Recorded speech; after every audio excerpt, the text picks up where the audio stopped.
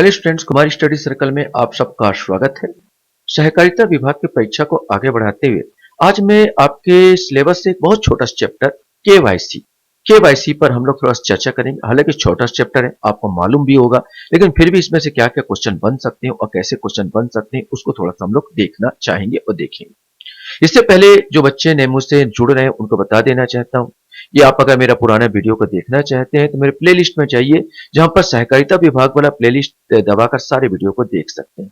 तो चलिए आज जानते हैं केवाईसी केवाईसी क्या है इसके बारे में। केवाईसी जैसे आपको मालूम है, केवाईसी का फुल फॉर्म है नो यूर कस्टमर। अपने कस्टमर को जानो, नो यूर क्लाइंट, अपने क्लाइंट को जानो। ये भी होता है नो यूर कस्टमर या नो यूर क्लाइंट, जिसका हिंदी का मतलब अपने ग्राहक को जानो होता है।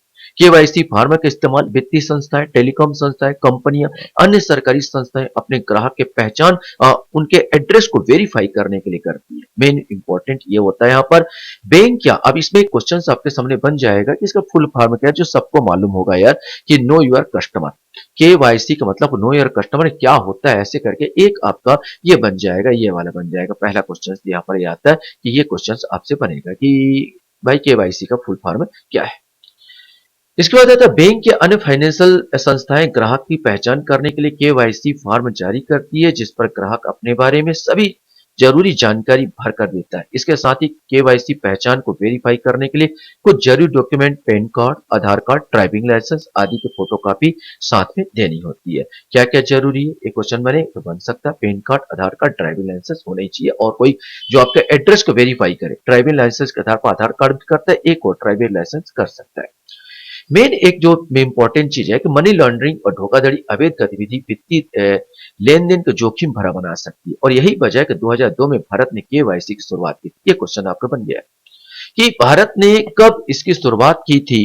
तो ये केवाईसी की जो शुरुआत हुई भारत 2002 से कर रहा है। 2002 से भारत में ये केवाईसी की शुरुआत हुई थी। ये जो मनी लॉन्ड्रिंग होती है, जो अवैध जो मुद्रा को वैध मुद्रा में जो कन्वर्टेड कर रहे हैं, भ्रष्टाचार कर रहे हैं, उसी के लिए 2002 में केवाईसी की शुरुआत हुई है। केवाईसी किसी ग्राहक को किसी भी सेवा का उपयोग करने की अनुमति देने से पहले उसकी पहचान और पते से संबंधित दस्तावेजों को प्रमाणित और सत्यापित करने की प्रक्रिया को संदर्भित करता है। केवाईसी सत्यापन पूरा होने के बाद सेंट्रल केवाईसी रिकॉर्ड्स रजिस्ट्री एक विशिष्ट संख्या कोड प्रदान करता है, जिसे अपने ग्राहक पहचानकर्ता के रूप में जाना जाता है।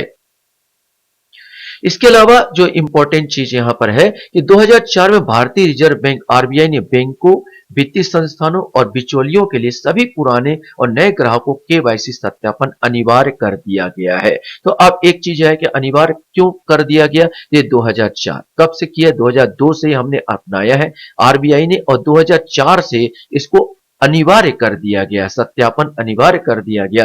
तो आपको ये भी याद रखना होगा, 2004 वाले को भी याद रखना होगा। अब केवाईसी नंबर क्या होता है जो आपका आरबीआई बैंक आपको प्रदान करता है जब आप किसी भी फाइनेंशियल, टेलीकॉम कंपनी, सरकारी संस्था में केवाईसी फॉर्म के साथ आवश्यक डॉक्यूमेंट सबमिट करके 14 अंकों का एक क्वेश्चन बन जाएगा। भाई जो केवाईसी जो नंबर होता है कितने अंकों का होता है, तो याद रखना 14 अंकों का या सी केवाईसी नंबर प्राप्त कर सकते हैं। इसे केवाईसी पहचान संख्या के रूप में जाना जाता है। इसमें यही इंपॉर्टेंट है कितने नंबर का होता है, तो 14 अंकों का होता है ये नंबर। अब आएगा केवाईसी क्यों करते हैं, इसको आप जान ले। वैसे तो समझ गए होंगे कि भाई मनी लॉन्ड्रिंग को रोकने के लिए ही किया जा रहा है। तो बैंक या अन्य फाइनेंशियल संस्थान केवाईसी इसलिए करते हैं ताकि कोई भी ग्राहक उनके द्वारा प्रदान की जाने वाली सेवाओं का दुरुपयोग ना करे। अगर कोई ग्राहक गलत नियत से अपनी पहचान छुपाता है तो वह आसानी से पकड़ में आ जाता है। इसलिए बैंक या अन्य वित्तीय संस्थान एक निश्चित अवधि के दौरान अपने ग्राहकों को केवाईसी स्थिति को अपडेट करते रहते हैं। केवाईसी के माध्यम से बैंक या वित्तीय संस्थान संग्रहित डेटा का इस्तेमाल करके ग्राहकों की आय, पता, वेतन विवरण आदि की जानकारी प्राप्त कर सकते हैं। ये बहुत इंपॉर्टेंट चीज होता है।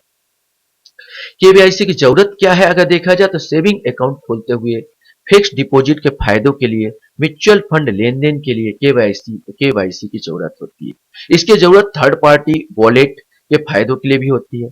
Securities exchange board of India SEBI के नियमों के मुताबिक डीमेट अकाउंट या स्टॉक ट्रेडिंग अकाउंट खोलने के लिए केवाईसी जरूरी है। इसके साथ एसेट मैनेजमेंट कंपनीज और बिचौलियों के लिए भी केवाईसी एक जरूरी प्रक्रिया है। केवाईसी के अगर प्रकार बोला जाए तो दो प्रकार के होते हैं। क्वेश्चन बन सकता है कितने प्रकार के? दो प्रकार के होते हैं। एक आधार आधारित केवाईसी होता है और एक इन पर्सन वेरिफिकेशन केवाईसी। वहां जाके आप खुद वेरीफाई करते हो और खुद वहां पर जाके अपना सर्टिफिकेट जमा करते हो, तो इन पर्सन वेरिफिकेशन हो जाता है। आधारित केवाईसी घर बैठे कर सकते हो आप। आधार आधारित केवाईसी ग्राहक को अपनी आधार जानकारी ऑनलाइन देकर केवाईसी करने की अनुमति देता है। हालांकि उसे केवल हर वित्त वर्ष में 50,000 रुपए में निवेश करने की अनुमति। अगर आप घर या आधार आधारित करोगे तो मात्र 50,000 रुपए निवेश करने की अनुमति दिया जाएगा हर वित्त वर्ष में, हर साल में, इससे ज्यादा नहीं। तो ये भी क्वेश्चन बन सकता है कितना निवेश दिया जा सकता है। यदि ग्राहक हर साल एक विशिष्ट फंड में अधिक निवेश करना चाहता है तो उसे इन पर्सन वेरिफिकेशन करवाना होगा। ग्राहक इन पर्सन वेरिफिकेशन के लिए फंड हाउस ऑफिस या केवाईसी रजिस्ट्रेशन एजेंसी कियोस्कर पर जा सकता है और एक बार पूरा होने पर ग्राहक 50,000 से अधिक का निवेश कर सकता है इसमें। तो दो प्रकार इसमें आते हैं, ये आपने जान लिए। इसके बाद थोड़ा सा हम देख लेते हैं इसके फायदे क्या है। तो केवाईसी के फायदे: बैंकिंग संस्थानों को केवाईसी प्रक्रिया के जरिए अपने ग्राहकों को सही पहचान हो जाती है। केवाईसी प्रक्रिया करने के बाद अन्य व्यक्ति द्वारा जालसाजी खतरा कम हो जाता है। बिना ग्राहक की अनुमति के बैंक से कोई लेन देन नहीं हो सकता। बैंक में में आपकी केवाईसी होने से अनजान व्यक्ति आपके खाते से लेन देन नहीं कर सकता। किसी भी लेन देन को मैसेज बैंक द्वारा आपके मोबाइल पर भेजा जाता है। केवाईसी प्रक्रिया में ग्राहक को बैंकों को नॉमिनी के नाम सत्यापित करता है। यदि भविष्य में ग्राहक के साथ कोई दुर्घटना होती है, ग्राहक के पैसे नॉमिनी को आसानी से मिल जाती है। मनी लॉन्ड्रिंग का जोखिम का आकलन करने में मदद करने के लिए ग्राहक गतिविधियों पर नजर रखता है बैंक, और अवैध लेन देन कारण होने वाली हानियों और धोखाधड़ी से ऋण देने वाली संस्थाओं की रक्षा करता है। इस प्रकार केवाईसी न कि बैंक के लिए बल्कि ग्राहकों के लिए भी बहुत ज्यादा इंपॉर्टेंट होता है। वो आपको धोखाधड़ी से बचाता है और इस प्रकार धोखा खाने से आपको भी बचाएगा और बैंक को भी बचाएगा इन धारियों से बचाव के लिए।